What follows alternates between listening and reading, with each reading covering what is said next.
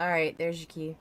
All right, you guys, good morning. 2 mornings in a row. What the heck is going on here? This is RAGIN with Samuel Vera, and he's got a Kickstarter going on right now. Forbidden Rude Awakening. No kidding. Episode 34. We'll be right back after this. Raging.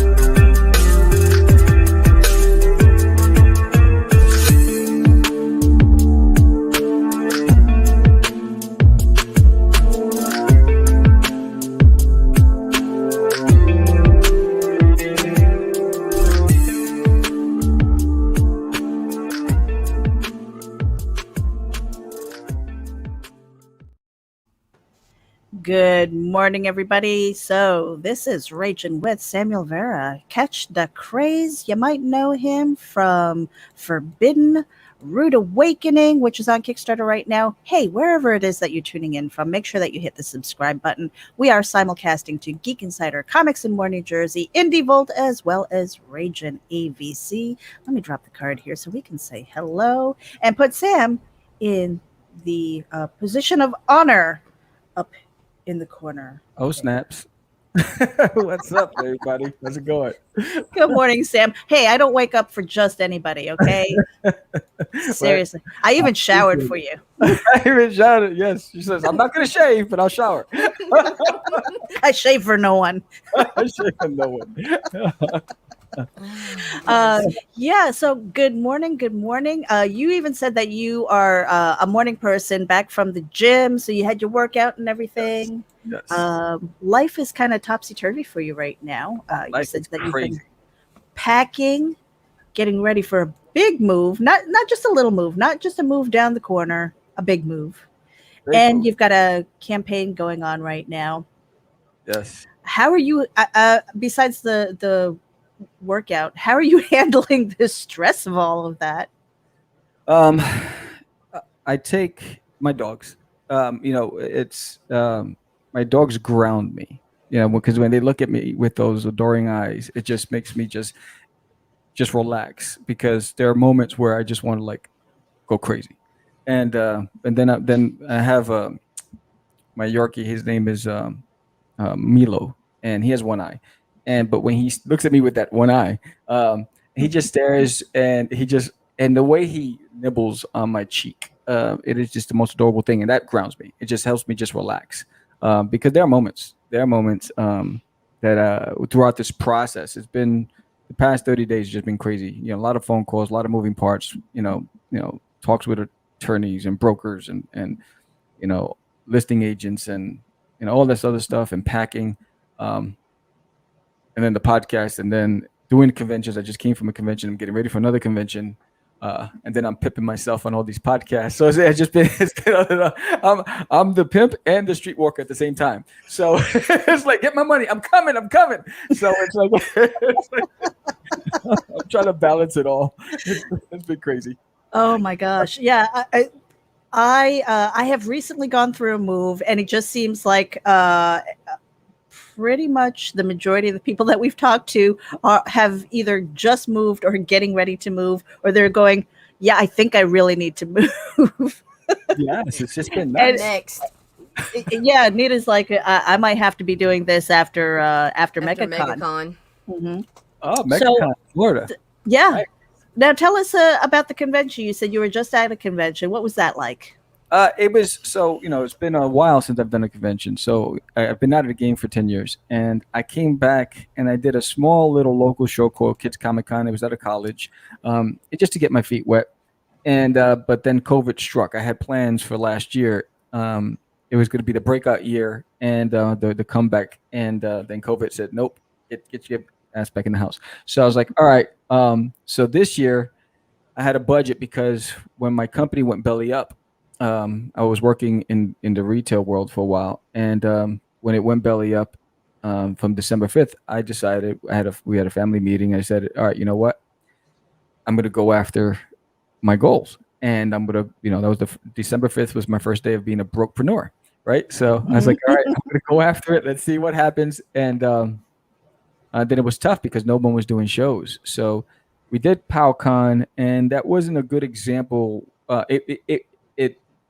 It concerned me because the attendance was limited, um, and it was a weird setup environment, and so it just concerned me. It's like, oh, is this how it's going to be? I said, did I make the right decision? So everyone was talking about doing Terrificon, and I looked at his big, but it was beyond my budget because I applied for New York Comic Con. I said I'm not going to spend the same amount of money at Terrificon that I've never been to versus New York Comic Con, which is guaranteed to get and it's closer for me. I don't have to spend money on a hotel. And if I did Terrificon, I'd drop nearly $2,000. I would have to drop $2,000 between hotel and travel and everything else. And I was like, to make that up, I'd really have to work that whole weekend. And there's no guarantee. So I was just looking, and I found ZoloCon. I never heard of it. I said, what's a ZoloCon? And so I looked it up. It was a collector show. It's really a toy collector show, but they had an artist alley. And they dropped the price to $150. And it was Bucks County, PA, an hour and a half drive from where I am. I said, you know what? I'm going to do it. I said, worst case scenario, I drive to, drive back, drive to, drive back. I don't have to spend a hotel. And so then Jonathan, I asked him, you want to be my road dog? He said, yes. So he came. I said, you know what? We'll get a hotel. And I got the hotel the night before, and it was the worst. It was Motel 6, and it was horrible. But so we go there, and it's in a former NASA space center, where they prepared astronauts for G-force. And so they put them in a pot, and it spins around the entire building really fast. So it's a dome. And so and in the center, they have a round pillar. So they had the artists around the center of the pillar, and they had all of the vendors surrounding that. And they had multiple aisles. So you go in circles, but you're guaranteed to go back and hit somebody. And where they put me, you have the two ways to get in the aisle, but I also had a direct aisle facing me, my table. So it was perfect. The artists were amazing. They were fantastic painters and sculptors, and the vendors were dope. And the reception was crazy. I didn't expect it. And it was everything that I had, from There's an Alien in My Toilet to Catch Da Crazees to Forbidden. Forbidden was flying off the table. And then my original art. So I was like, okay, this reinforced my belief in I'm doing the right thing, because I made a lot of new fans, friends, connections, and I felt really good about it. It was even the horrible hotel couldn't put a damper on the experience. It just made for good banter on the show when we talked about the blood on the walls in the hotel and all this other stuff. But it was definitely one of those crazy locations. But yeah, it was awesome. It was awesome. Yeah. So now you mentioned something about 10 years away. That is a chunk of time. That is a generation. Yeah. But it also alludes to the fact that you were doing this before the 10-year break. Yeah. What was like the make it or break it decision? Because I know for me, let me preface this by saying, I was talking to somebody yesterday, and I said I had so many goals by the time that I hit 40, and when I hit that age, it was like age specific. Right. I was like, okay, I'm going to get all of this done. I'm going to do this. I'm going to have this accomplished. I wanted to be a world-renowned singer. I wanted to be on the opera stages and things like that. And then I hit 40, and I'm like, the only thing that I accomplished is that I haven't killed my children. They've grown. and so at that point, I had to kill that dream. And it was bad. I mean, I was in a deep depression, and I couldn't figure out why until I sat with myself and went, now that's not going to happen. So that was really, really hard for me. Right. Did you have a moment like that when you had to kind of pick and choose and say, all right, I can't do this right now. I have to go another path? Well, yeah. So when I created Crazy Comics, which was my indie publishing company, when we came out. So one of the things I was very ambitious, very competitive, and everything we did back then, we were first. There was a lot of things we were doing, and so we got a lot of attention. We got a lot of media attention. We were on national TV, radio, all that stuff, the papers, and but everything I was taking everything my hard-earned money and investing into my passion project, right? So I was working full time, but putting everything, and I was on the road. I was doing 14 conventions a year. Um, we had big giant banners, we had big cutouts, we had all these props, we had uniforms, like we had baseball caps and baseball jerseys as the crew. We went big, and I would send out every week 5 press kits to the media. So I would mail them back then. So I'd have physical copies of all my books plus a press kit, all that stuff. I package it and I'd send out 5 a week in the mail. Wow. Spending money on that, and um, so it put a strain on my relationship and on our finances. And there was a point where we were like, look, if we're going to have a nest egg or whatever, we got to stop. You have to make a choice. And then it was that compounded with the fact that a deal with Warner Brothers and Disney fell through. We were taught they were looking at Disney in my toilet. So there was an opportunity, but then they passed on it because leadership changed. And then Pittsburgh Comic Con, it was such a bad experience, that last one, that I was like, I'm done. Mhm. I'm walking away. I didn't even make a formal announcement. I just disappeared. Everyone's like, what happened to Sam? Mhm. And so that was that. Those were the three things that led up to that decision. And then I focused on the real world and the corporate world, and I did really well. I rose up in the corporate ladder. I traveled the world. I did a lot of great things, and but there was a void. It was a niche, and I always had my studio set up, but it was just a museum. I Mhm. would go in there, look at it, sigh, walk out. And so it was one of those things. And then once things settled off after 10 years, and everything was right and everything was going well, I said, look, I can't be that guy sitting on a rocking chair on a porch staring at the horizons, saying, what if? you Mhm. know at least if I died on my own sword, it was on my own terms. And Right. so my wife said, go for it. And I said, all right. And so that's when you know George and I met up, and he had some of my props in his basement, so he brought it back, and he's like, and I saw that, and I was like, oh snaps. And I said, hey George, I'm going to bring back the podcast. You down? He said, hell yeah. And at that time with the podcast, I didn't think we were going to do any comic books together, but we're going to do the podcast because we definitely had a great chemistry with the podcast. And then during that whole time with the podcast, I started creating these skits with the crazy man. I put on an afro and bell bottoms and all that stuff, and I created these commercials called "Stop Acting Up." And so then one night I was sitting in the studio by myself, and having a glass of Jack Daniel's Tennessee honey whiskey, and Mm. the idea for Catch Da Craze came to my head, and the characters started floating in my head. And so then I commissioned an artist because I didn't like the designs I was coming up with. So I said, here are the look of the characters. I needed you to do it in your style.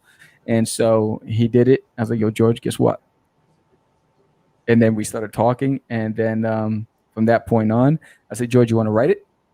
So we had the plot out, everything, and then he started writing the script. And I said, I'm just going to do the covers for now. We'll commission an artist to do the book, and then after the first volume, I'll take over with the illustrations. And that's how Catch Da Craze was born. But I always knew, but Forbidden was always in the back end, and I knew I was getting ready to launch Forbidden. Mhm. So And I was excited about coming back. well, now tell us a little bit about Forbidden, because this has been a story that's been with you for quite a while, Since 2000. since 2000. Yes. That's I'm like I'm like there's no way that's 21 years ago. Yes, it's a long time. It's a Like long time. what the heck? Okay, so where was Forbidden birthed from? Was it just kind of, I don't know, you're commuting one day, an idea popped into your head? Did you wake up from a dream? I mean, because the idea behind this right now, it just seems like a very epic story, and we're only Yes. getting a tiny taste of it right now. Yeah, you already get a tell you taste. It's the first volume is 168 pages. So Mhm. Not a tiny taste. no, no. So Forbidden started with Sin, the character Sin, and I started designing. And I was a big indie fan like I am now, but I was a big Image indie fan. I was influenced by a lot of things I was seeing, and so I wanted to create a character to rival them. And I created Sin, and it was in his uniform phase. But then I stopped and I looked at him and I was like, why is his name Sin? I said, that can't be his birth name. No one's going to give the child name Sin unless they're really, a cult or something. And so I was like, all right, it's, so I had to figure out his birth name, and the name Starticus just came into my head immediately. I was like, okay, I wrote it down. And I said, okay, that sounds old world. I said, so what was it about it? How did he get the name? He had to do something that was just devastating. And so that's how I started building on the story. Well, something against the family. What was it? And then then I started designing his father, Lord Vox. And that's how that came into play. So all right, I say, what does he have against his father? Well, his father's trying to protect the family from this curse. They remain on the ground. So that, so the son being influenced by his love interest, and that's how Ares came in. So if everything's good and they've been underground, they know nothing else but being underground, then where would he get this information from? How would he get planted the idea to want to go to the surface? And so there had to be that third party. Who was that? It was Ares. So so that's when I put this is his love interest. So that love blinds you, right? So then now, does it end there? No. So who's caught in the middle? The sibling, the sister, right? So it's a man's world on the ground, right? Only men can rule, but you have a powerful, strong woman that is caught between her father and her brother, and she must choose sides. And she's the voice of reason. She's the most strategic. She's the most brave. But so what happens is, and so that's how it started building it. And so, all right, so now, why were they underground to begin with? They had to be cursed. There had to be something that caused them to go and hide underground and never to want to go to the surface again. And that's when I started going backwards. So I went backwards before I went forward. And so it started out with, all right, here's a race of people that roamed the surface of the earth centuries ago. And they were broken into hunters, farmers, warriors. And so the hunters went looking for food, and they went into a forest that they knew they shouldn't have gone into. And they were immediately attacked by creepers, the entities and the creepers are led by Loughran, who's an evil force. And so one escapes, he makes it back. And so at nightfall, a figure shows up and says, give us back that who desecrated our land, and no harm will come to you. They chose not to. So by morning, they started burning from the sun, and the only thing they can do is escape underground and go into the caverns and never to be seen again. Wow. And that's how it began. And so if we fast forward to the future, where Sin comes in, because when I designed them, it was modern. So I said, all right, so what does that modern piece have to do with the old world? So the world evolved. So now Loughran has also evolved in the form of David Hunter, who's this billionaire mogul, and his goal is to take over the globe. But prophecy states that his plans will be thwarted at the hands of the son of Vox, risen from the underground, from the caverns. So now, issue 0, which we launched in Indiegogo, kicked off with the son challenging his father. The opening scene is, the father saying enough, and he's like, how do you know this curse still exists? We've been down here. So the father locks up his son. He imprisons him. So the son, with the aid of his love interest, fights his way out, committing the ultimate sin and spilling blood against his people. And then he goes. So now this issue, which is right now on Kickstarter, takes off. You find out, did he make it out the caverns? What happened? And and in this issue, the Loughran is alerted that the son of Vox is risen, and so now they must find him and stop him. Wow, that's pretty epic. Now, the way you're describing it, though, you're describing it as a writer. I mean, when you're describing it, I totally see prose. But Yes. you're also an artist. You're a writer. You're an artist. You're a podcaster. You're doing it all. When it comes to kind of scripting this out, do you imagine it in panels or do you write it out? What is that like for you? My process started with the plot. Right, I plotted it out. So I started with Sin, and then I worked backwards, and every character was birthed from that process. And it was fact finding. It was me just asking me questions, almost like I was interviewing myself. And then once I've had the plot and all of the characters, the prime characters in the bios, I write out all their bios and I write their history. And then now, once I know exactly what my start, middle, end is going to be, then I start scripting out. So I write the script as if I'm going to draw it. So I put a tons of detail. So I write it in panel forms. Page one, 5 panels. Panel one, bird's eye view, blah blah blah, and I put the captions and the dialogue and who's talking to who. Um, so and when I wrote Forbidden, I had the Bible. I call it the Bible, which is the entire history, all the characters, bios, and I had the first two scripts in a book, and I just left it because I started illustrating it, and I didn't like. I knew immediately I wasn't the right artist to do it. I was like, no, yeah, I'm good. I'm going to find my. I don't. Some say I have an ego, but not when it comes to art. I was like, this is too important for me. I got to get somebody who can actually capture the look that I'm trying to envision here. And so I waited. I waited. I wasn't actively looking for an artist. I waited, and I started. I was producing a book called Cosmic Wars, and we ran into an artist at a Star Wars convention, which was a dumb idea for us to do a Star Wars convention, and because no one wanted to see what we were doing, and we ran into Anibal Arroyo, who's an artist. And he was actively serving in the military at the time, and he was there, and he had his portfolio, and he was hoping to get portfolio reviews, and that's how we connected. And initially, he was starting on a book called Street Journal that Jonathan Syfax had written. But then that didn't work out. So then I said, all right, look, this kid's too talented. I think he'll be perfect for this. So I said, hey, I have the scripts done. I have the character designs. I have everything. Do you want to do it? He said, sure. So I pulled out the Bible. There's a big binder. And I said, here. And he was like, holy crap, and it was already done. And again, for me, I wasn't thinking about anything other than writing my best work and making it as simple to interpret as possible. So if you're somebody looking at the script as an artist, you can easily understand what without having to ask me questions. And then when you have the character designs, all you have to do is interpret the character that look. And so that's what Anibal did. He did a great job with. Initially, he gave me the designs. I said, your designs are beautiful. Go with it. And then he would just give me thumbnails for the pages. And he says, what do you think? And I think during that whole process, I might have made maybe 3 or 4 call outs with the thumbnails. But he ran with it, and I just let him do his thing because I'm an artist as well. So I was like, I respect his craft enough to not have to stand over his shoulders. I know that he's going to give it his best work. And so I didn't. Lost your leg there. Yeah, sorry. Am I there still? No, you're good. Okay, so I don't know what happened. My screen just changed. Yes. So I was just very pleased with what he did. Well, okay, so putting together this binder, doing the character profiles, doing the research, putting together this entire world, that is something that people do. And not even veteran, like not all veteran comic book creators do this. Although it sounds like a really good idea. A lot of people don't want to put the work into it.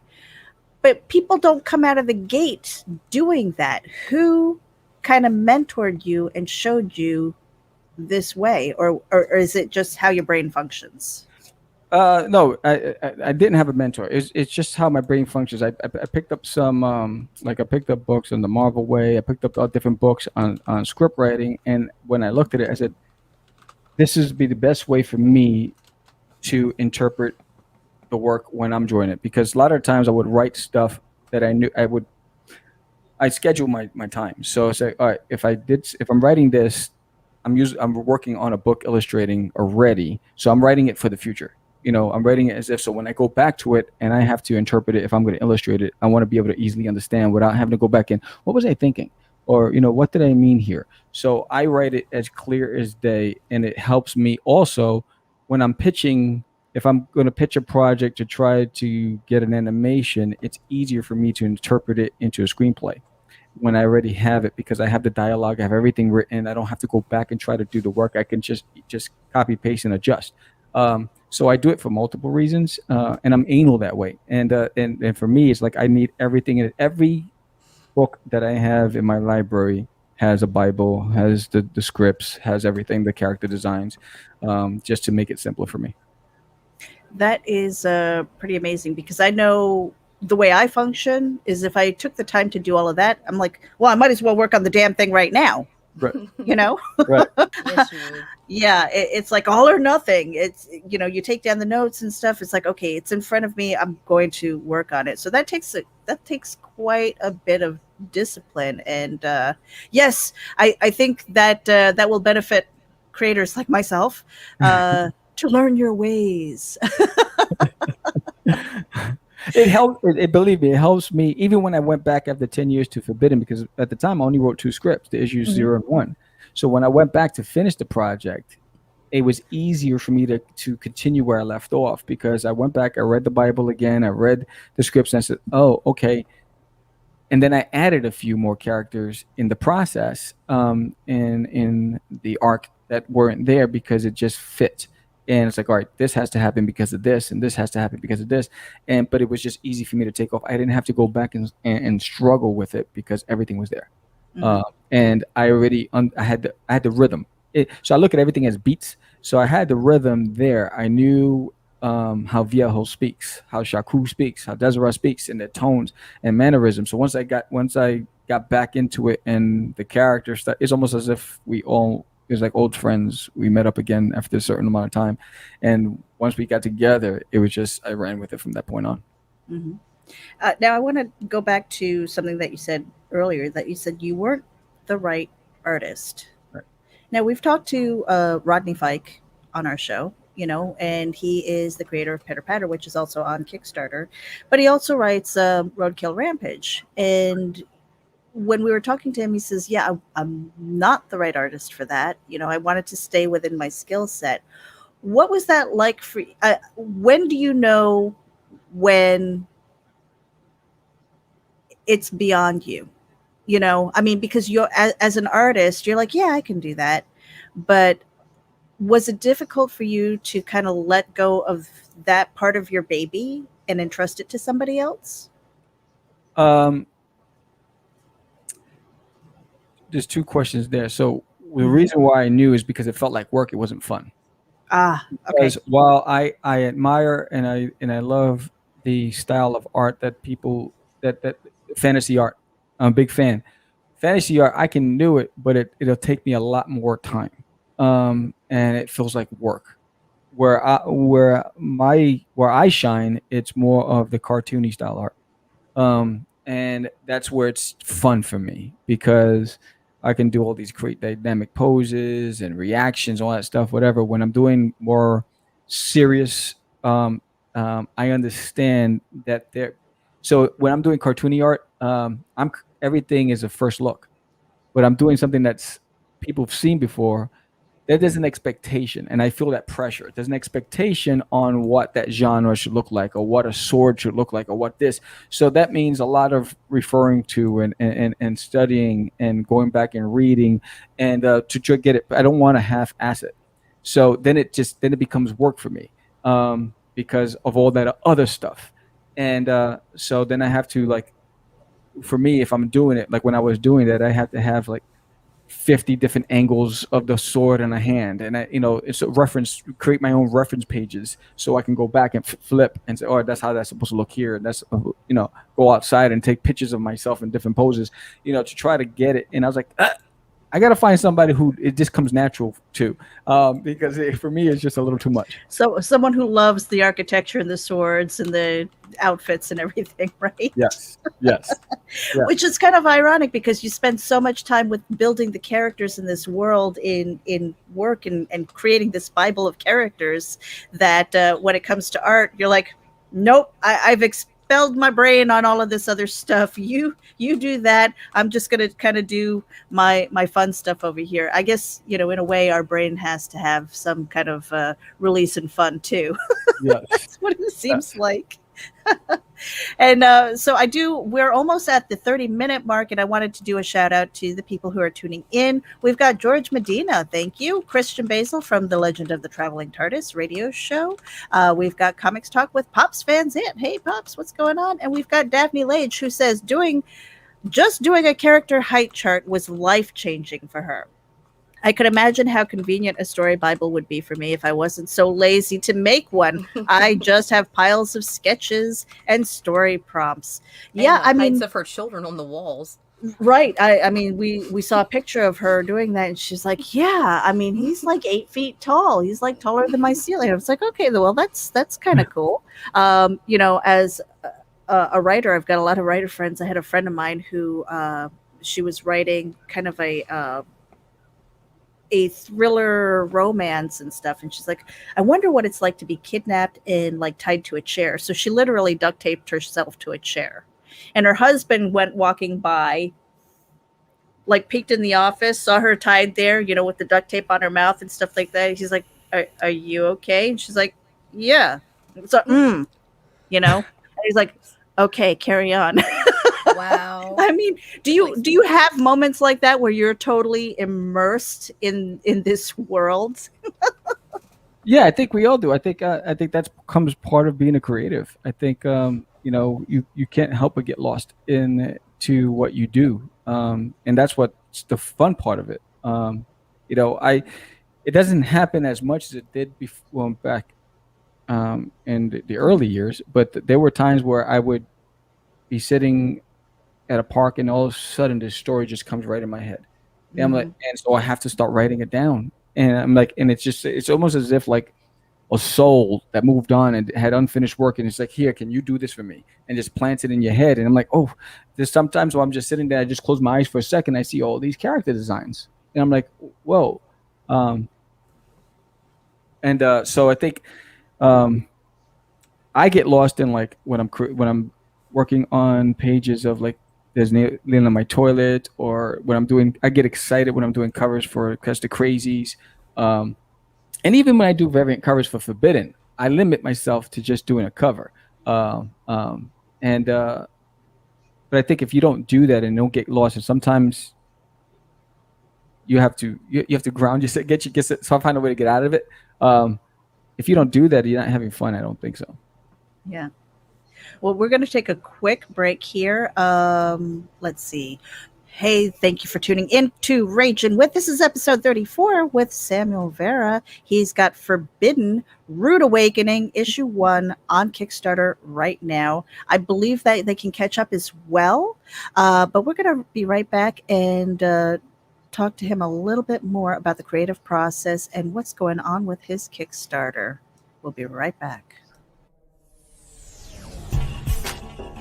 Hey there, this is Meredith Loughran with RAGIN, and I wanted to let you know that we encourage and promote independent creators and their projects through organic interaction, consultations, and more. Visit Nita and me at RAGINAVC.com for details and contact information. Hit the button.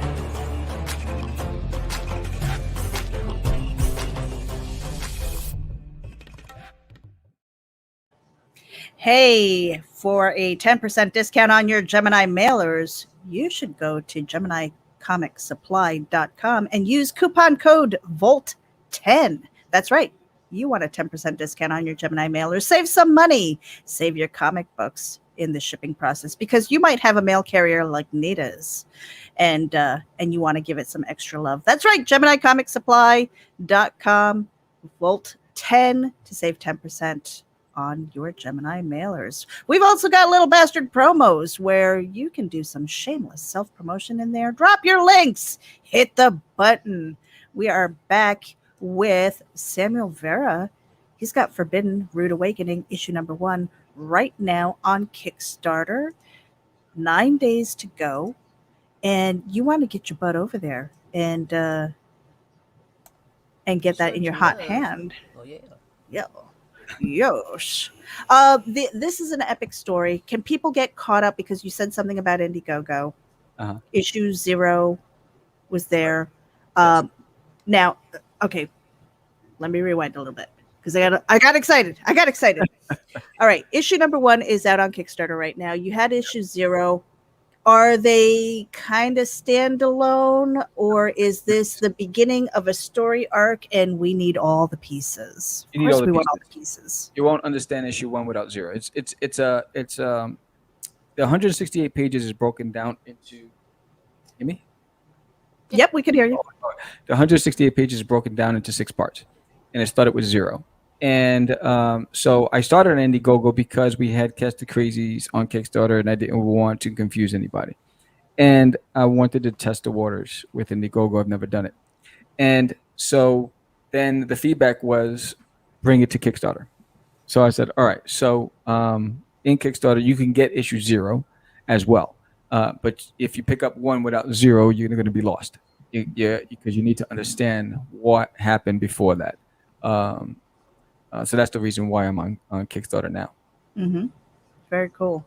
And we are going to pull that up here for a moment. Let me just, normally I have that set. Here You got we it? go. Share it. Yep, I do. I do. Okay. So we're not going to do the bullet points or anything like that. A lot of, I'm sure you've done that plenty of times. I would love to play the video though, if that's Sure. okay. Yes. Okay, so for everybody who is tuning in, Forbidden Rude Awakening issue number 1. We are on Kickstarter. He's got 33 backers right now, 9 days to go. Let's push this. You can hit the button. It's really easy to share it out if you with your friends, especially if you've already supported it. But I love the tagline at the top. He sinned against his family, chose dishonor to challenge a curse. He will learn why they remained underground for centuries. That is so good. It's so good. It's just like it's like wow, so many questions, and that's the thing that you want people to do is have questions and go, Yeah. oh, I'm going to find the answers within these pages. Yes. Yes. Hmm. And that piece there was done by a fantastic gaming fantasy artist named Eric Ifata. And the guy, again, the book is the entire 168 pages is done. Right. The only thing that's happening right now is the pages are being colored, and that's why I do the Kickstarters because she's on page 75 right now coloring. It's a young lady named Barbara. But this guy, so I commissioned him. That'll be the cover for the graphic novel when it's collected. That's Very the nice. wraparound cover, so that's only one side of it. And he was just fantastic. And all of that I paid before I even thought about Kickstarter. So the artists were paid before that. I love that. It is the way that I'm going to go moving forward. We were talking with Daphne Leish and JD Calderon, and they've always, when they're kickstarting or crowdfunding, they've got the proof in hand. They're like, the book is done. You know, uh, we want the printing costs, the shipping costs, and things like that, but it is done.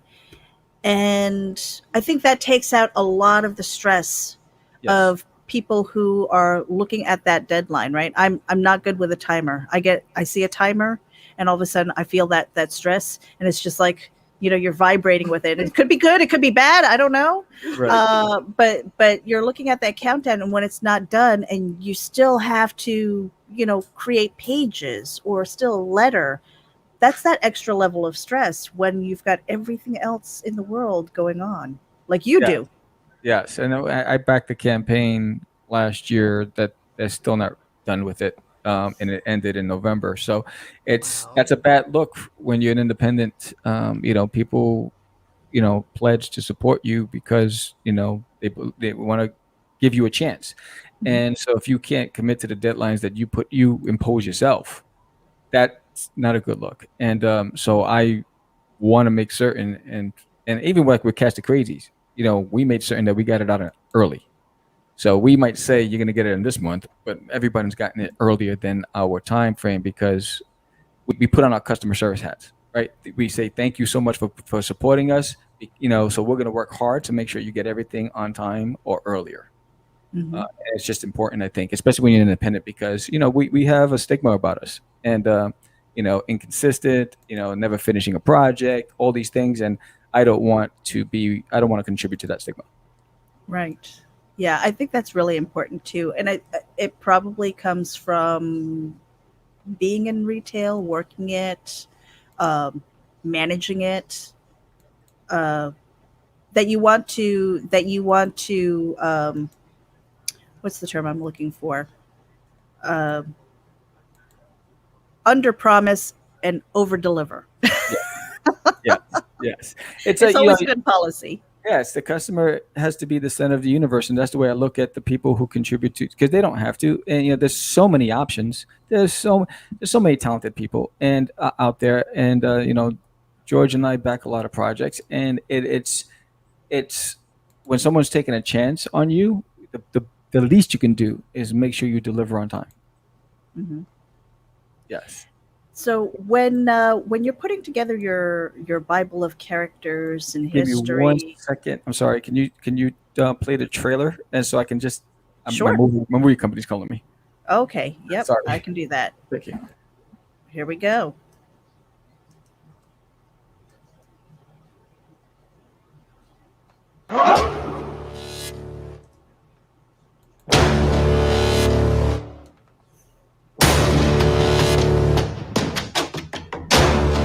I created Forbidden back in 2000. In 2005, it was well received by critics and fans alike at Comic Cons and local stores. My goal for Forbidden was to create an epic fantasy tale that would last for generations. I recruited a local artist, Anibal Arroyo, who took the helm on illustrating the first 2 issues, and only 2 issues back then. After over a decade in limbo, it was time to finish Forbidden and reintroduce it to the world. Deep within the Earth's core lies a race that has existed for thousands of years. A race who are forbidden from walking the surface of the Earth due to a curse cast upon them by the evil known as Loughran. Centuries later, the world has evolved, and so has Loughran, in the form of David Hunter, a billionaire whose intention is to dominate the globe. Legend has it that one day the Son of Vox will rise from the ashes of the Earth to destroy all that Loughran has built. And that could never happen.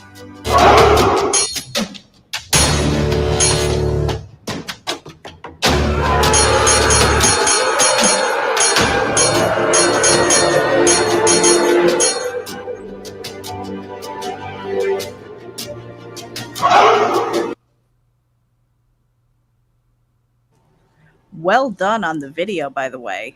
Thank you. Thank you. Very epic. And I And apologize for that. The moving company's dropping off the pods today, and he was trying to get a hold of me. well, that's important, right? Yeah. Especially if you're in the middle of a move.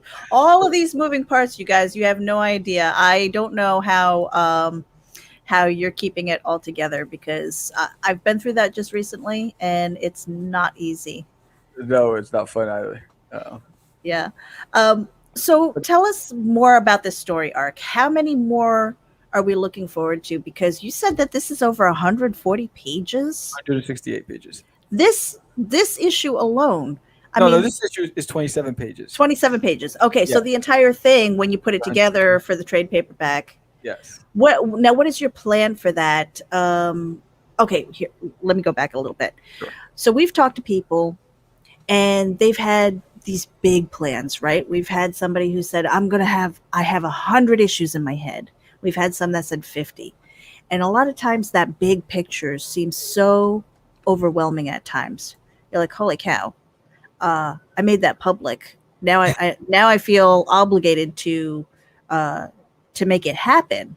Right. And I tell Nita all the time, it's like, it's like we have this big plan. We see, it's so huge. It's like the elephant. Like I can't eat the entire thing. I was like, but you can, one bite at a time. Right. Yeah. So does it ever feel too big? Or is this something because you've been working on it for so long, it's been part of you for like 20 years that that you're like, hey, you can kind of sit back and go, yeah, wait till you see what I've got. Yeah, it doesn't feel big because it's done. Right? So the 168 pages are inked, lettered, and they're in the process of being colored. So this Kickstarter pays for production and continues to pay the colorist. And so issue 1 is done as far as packaged, ready to go. Issue Nice. 2 is completely colored and lettered and packaged, ready to go. So the first 3 issues of this series are packaged, ready to go. So we're working on the other 3. By the time December comes, the entire project's going to be completely done. So for me, it doesn't feel big because I started this before, when I decided to get back in the game is when I started 2 years ago, and I had an artist finish the project. And so I knew that everything. So I'm patient. I'm patient with, because there's a lot of projects that we have in the pipeline for the future So I'm patient with a lot of that stuff because I look at everything in baby steps, which is why I didn't want to bring Forbidden to Kickstarter when we had Catch Da Crazees, which is why I went on Indiegogo. And I wanted to build two separate audiences, and then hopefully merge the two long term. And they became fans of my work rather than the specific projects. So that's been the goal, because I'm trying to catch up for the 10 years of lost time where all the people that followed us back then have moved on with their lives. So now I'm trying to build a new audience, which is a lot harder in this very noisy competitive field. And so I'm not trying to dominate the globe. What I'm trying to do is just get people to take a chance with a book, with a guy that just came out of nowhere. Because to everybody else, who is this guy? He just came out of left field. But I've been in the game for a while. They don't know that. So take a chance on this. I've worked with a lot of talented creators. There were 5 artists on this project, from cover artists to interiors. And it's a lot of heart and soul. And everybody that worked on it really, truly believes in it. I mean, one of the things from the colorist, because I just sent her the pages without the dialogue, and she's like, I want to read this book. And so she's getting the final copies. She's getting physical copies as well, just as an incentive, because outside of getting paid. But it has so much heart in it. Each character has purpose in it. I put a lot of time and energy on making sure that they complemented each other, that they were there for a reason. I wasn't trying to capitalize on any gimmicks. When I wrote this before there were trends. I wrote this, just for me. So now I'm excited to be able to share it. And so for me, it's trying to get into as many hands as possible. Which is why if you don't know Forbidden, and there's a $10 level where you can get issue 0 and 1 digital, but if we get to 50 backers, you'll get a physical trading card, the Darkness trading card, if we get to 50 backers. So that's an incentive. So you might be a digital backer at $10, but you're going to get something in the mail. And that was something that it was a conscious decision I made to say, you know what, I want to throw in an incentive in there for the people who can't do the $25 pledges, the $30, but they want to read the story, they want to take a chance, but and then it'd be nice to get something in return, and on top of a great story, because I believe 100% it's a really good, it's my best work yet, because I've been working on it for half my life. Right. Now, I want to go back to what you were saying, getting back into the game. Because you were so involved, you were going to the conventions and things like that. And that was, back then, that was the thing that you had to do. Self-publishing really wasn't a thing. And if it was a lot more difficult. There were a lot more hurdles and things like that. We didn't have as many presses that were friendly to indies. Right. The attitude was different. Yes. So going away from, like literally stumping the ground and going to places and kind of being local, to all of a sudden you have this virtual world. We have things like this where you can talk to a worldwide audience. What was that like to kind of emerge and go, oh, is this Oz or hell? Right. I think, well, back then, yes, there were a lot of walls you had to break down. And back then, there was a lot of grassroots that you had to do. Like, I have all the rejection letters. I got Diamond shutting us down. So we self-distributed. We spoke to every comic book shop and we delivered them ourselves. But so I had to circumvent the norm. So I was like, all right, so if you don't want to talk to me in the arena I'm playing in, I'm going to go outside that arena. So I talked to big media. I talked to Fox News. I talked to, the papers. I talked to radio stations outside of comics. And we were getting publicity outside of comics to promote what we're doing in comics. So I was like, all right, I'm going to go around the system. And so at that time, it was like, whoa, this guy's, doing all these things. Who the hell is he? Right. And so that's what we did, because, and that was our way of getting into it. And it helped because and again, it goes back to those press kits that I used to send out.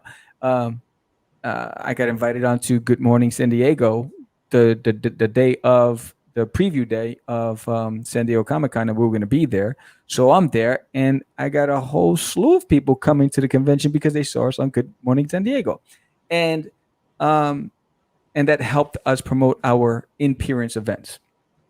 Coming back, the games changed so much. So there was several things that changed. I think COVID made it harder. So we came back. Everyone's doing podcasting. When I did podcasting, it was only a handful. It was only a small niche group. It was iFanboy, Comic Geek Speak, Catch Da Craze, right? And so we had a big audience. We had a big listener base, and it was all audio. It was all audio downloads. And coming back, everybody, grandmoms are doing it, cousins, nephews, 2-year-olds are doing podcasting. Everyone's doing podcasting, right? Then COVID made it even worse because now all those other people came in and did podcasting. So now you have to fight harder to get your voice out there, where back then it was easier, and I didn't understand what I was sitting on. We were sitting on a gold man, didn't realize it. Like giving that up 10 years ago where we would be, I slap myself all the time, right? But so now it's like, holy crap, you are at the bottom of the mountain with a mudslide during a hailstorm and a volcano exploding, right? And you have to try to work your way up, right? Forget about the aliens waiting for the cloud to clear so they could come and attack. So it's like, how do you get to the top of the mountain with all this noise and all this, chaos? And how do you get relevancy and its consistency? So George and I sat down and we said, all right, we're going to structure our show. We're going to have an open middle and end. We're going to have purpose with everything we do. We're going to have 30 minutes for the guests. We'll talk about industry related topics. We'll get your meds. And then we do what we do best, and we play off each other with comedy. And ride or die, you're going to love us or hate us. But that we're going to stay consistent. We're not going to follow any trends. We don't capitalize on what's happening with Marvel or with DC. That's not our niche. We really focus on us, the independent, our community. Whether you're an artist, a writer, a dancer, a singer, if you're an independent trying to make your way in this world, that's what we focus on. Same thing with the books, the comic books. Then I had to figure out, how do I promote my comic books where everybody's using the same platforms to promote theirs? Yeah. So I'm at the stage where I'm like, the how part, I'm still trying to develop. I'm playing in the same sandbox with everybody else, and I'm just trying to figure out where's that path that no one's looked at yet? I'm trying to find that while staying focused and consistent. I post every day like a madman. And, I post on, I don't know, like 30 communities on Facebook. I'm on TikTok and Twitch and Snapchat and Tumblr and Reddit. Anywhere that I can post, I'm there. And it's exhausting sometimes, but that's the medium that we have to use now. But I know that there is another way, and I'm just trying to find that. So I look at it like, hopefully this downtime, once I settle in with the move, I can figure what that is, because but I believe now the conventions are so important because you have to connect with the people. They have to see you face to face. People want to physically touch the book. They want to see who the creator is. Most people will back you because they like you, and they want to take a chance on you and give you a book. They might not be interested in that genre, but they're like, you know what? I like that person, so I'm going to give you a chance. And then hopefully that chance meant, I really like this book. I want the next one. So it's a matter of, if you put your heart and soul into it, and you just focus on your passion and your projects, and not don't change what you're doing because of opinions, and just focus on putting out the best work that you can possibly do. Hopefully people will embrace what you did, and they will recognize that passion. And that's my belief. I try not to follow any trends. I just try to be me. That is so important because, one of the common themes that I say all the time is that people connect with people. They don't connect with things. And so if you're not a jerk, if you're a decent human being, if you're helping others and not tearing people down, having that social media presence that's fairly positive or informative, I think that helps. Because then people are going to be like, oh, who's this guy? I like his messaging. I like his art. I like what he's sharing out on the social media. There's so many people who are really bad about marketing themselves. They want to stay busy because they're like, I'm an artist. I want to art.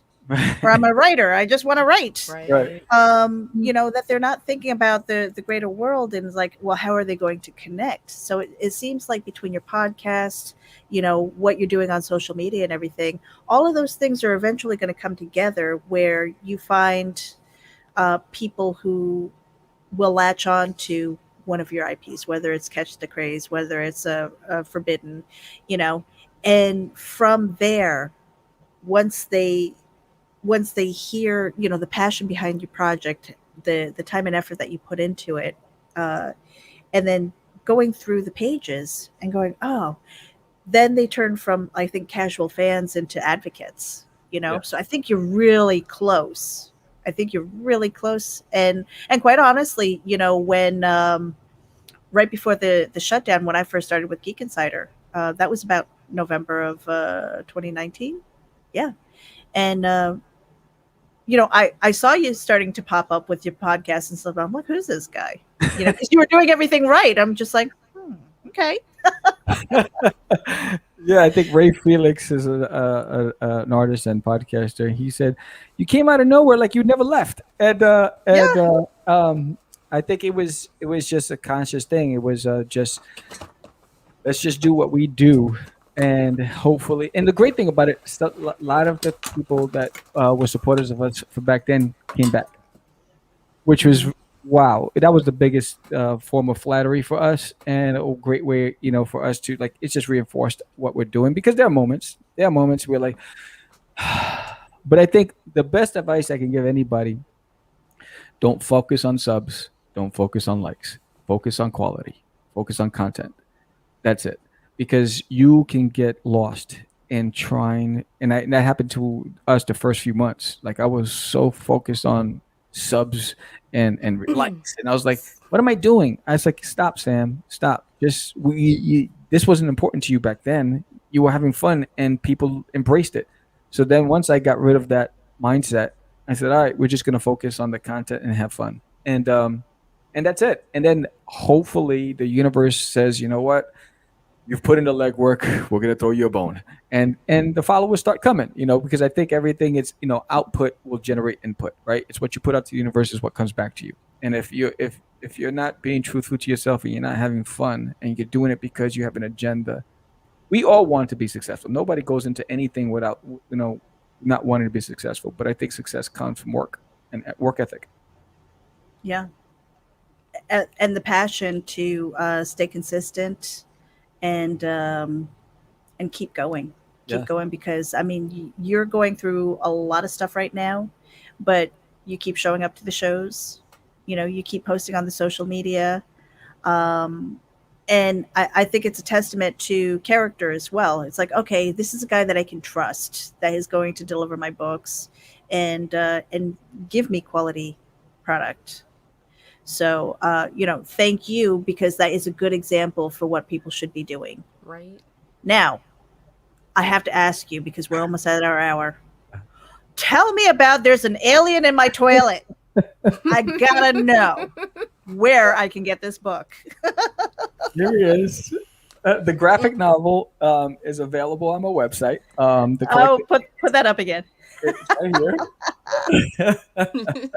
His name is Duty. He's from the planet Uranus. Nice. And he is. I love Duty. So I do too. Yeah. I do too. Yes. He was the one that I was in talks with to get an animation deal and didn't go through. Yes, but at ZoloCon, Duty resurfaced because the people came in droves and they picked up the books. And so basically, his name is Dudarius, his long name, Duty. And so he is the thorn in the general's side on the planet Uranus, but the general has to babysit him because his father is the ruler of Uranus. And so the general sends him off on a fool's errand, right? And Duty thinks he's the smartest thing in the universe. So he doesn't realize that he's being set up. He says, go to this planet Earth and figure out if they're a threat to us and get back to us. So he goes and he gets on his ship with his ego, really praising himself. He's his biggest fan. And he gets on the ship and then he realizes he forgot to refuel. And so he crash lands. And from that moment on, he has to survive Earth's simple creatures like squirrels and wolves and turtles. And then he makes it into a house. And there's a Chihuahua named Herman in the house who thinks Duty is a talking jalapeno. And so, then there's this son named Bobby who thinks he saw an alien in the toilet. And so he embarrasses his father when he has friends over. Now at work, the father's the butt of jokes with his friends, and the father thinks his son's going crazy. And the dog is always being put in the cage because he's barking and trying to go after this alien. And the government's after trying to track down where the crash site was. So now Duty has to try to survive. And every time Duty, I'll give you a little insight. Every time Duty so somehow gets unconscious, he got attacked by red ants. So he tries. Oh no. He tries to shake off the red ants, and he runs and he hits a tree. He knocks himself out. In his dream state, he imagines himself as a samurai fighting red ninja. So he's the victor in his dreams, but in reality, he's always getting whooped. So that's. And this has the first 5 issues of the story plus a bonus issue of Hi, I'm Duty from Uranus, where he comes back to Earth because they think Santa Claus is the ruler of Earth and he has to infiltrate Santa's camp and take him out. Oh my gosh. Yes. So that's Yeah. I need all of these IPs in my life. I'm telling you, especially that one. Right. I'm such a delinquent. I really am. You know. Don't let this fool you. What's crazy is that I've done nothing with it for over 10 years. So when I did ZoloCon, I went to my basement. I was like, oh my God, I have all these copies. So I just said, let me take them with me, and it was just selling. And I was amazed. It's like, oh, and I have plans for Duty in 2022. But I want to complete the Forbidden Saga and Catch the Crazies. But George and I have plans. Like, George is the creator of Wonder Duck and Rush 5377. And so there are plans next year for our individual projects on top of our collective, which is Catch the Crazies. So Duty will have a comeback. And thanks to the fans at ZoloCon, everybody who picked up the book and gave me amazing feedback about the story. Very cool. So now with you kind of moving, you're relocating and stuff like that. What does the rest of your year look like as far as conventions and things? Are you attending any? Yeah, so I'll be at EternalCon on the 7th and 8th, and it's in Long Island. And I will also be on a panel with the comic book school, Buddy Scalera, and Ari. And we'll be at a panel creating characters and I forget, compelling characters. And we're going to be taking the feedback from the audience and designing the characters and the story around the characters in a 90-minute panel. So I'll be doing that at EternalCon, but you can find me in Artist Alley there. And you can also get Forbidden Issue 0 at EternalCon there as well, and as well as Designating My Toilet and Catch the Crazies. Then I'll be on a virtual panel for AmbientCon at the end of the month. I think it's August 28th. And we're doing a podcasting panel for AmbientCon, and it's a few days, the convention virtually. And if you want to attend AmbientCon, which is going to be fire, there's going to be cosplay contest and all this other stuff. Use code CDC4321, CDC4321, and you'll get a discount. And for AmbientCon, so that's going to be dope. And that's going to be the end of 2021 for me, because the month of September I'll be settling in Texas and setting up my new studio and unpacking and all this other stuff and doing all the things you got to do as a citizen and changing your plates and address and all that stuff. And then I'll be illustrating issue 4 of Catch the Crazies when I get to Texas. So on October 1st, I actually start penciling the pages. So you won't see Catch the Crazies issue 4 till 2022. But it's going to be also collected. So you'll be able to get it individually and the first volume collected on Catch the Crazies as well on the next campaign, which will be in 2022. Okay. Well, we just blew past our hour, and we are going to say goodbye. Sam, it has been a pleasure sitting with you. For anybody who is tuning in, this is Ragin with Samuel Vera He's got Forbidden Rude Awakening issue number 1, and issue number 0 is also available on his Kickstarter right now. Keep an eye on this guy. Listen to his podcast, Catch Da Craze. And if you are tuning in on our YouTube channels, we are simulcasting to Geek Insider, Comics and More New Jersey, Indie Volt, as well as RAGIN AVC. In the show notes, we've got the links to all of his stuff. Twitter, Facebook, Instagram, YouTube, his podcast on Podbean, as well as the website icreatestories.com. Make sure that you follow him everywhere. Just don't peek in his windows because that's weird. On that note, hey, Nita. Yo, Final words. throw my dudes. We're out of here, you guys. Thank you for tuning in. This is episode 34, Raging With. Bye-bye.